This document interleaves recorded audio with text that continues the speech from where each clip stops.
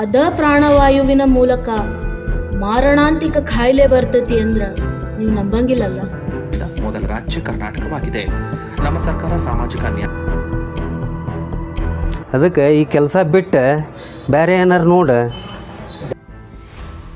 ಈ ಕೆಲಸ ಬಿಟ್ಟು ಇದ್ರೊಳಗೆ ನಾನು ಒಂದು ಹೆಚ್ಚಿನ ಸಾಧನೆ ಮಾಡಿ ತೋರಿಸ್ತೇನೆ. ಸರಿಯಾಗಿ 4 ದಿನ ಆಯ್ತು.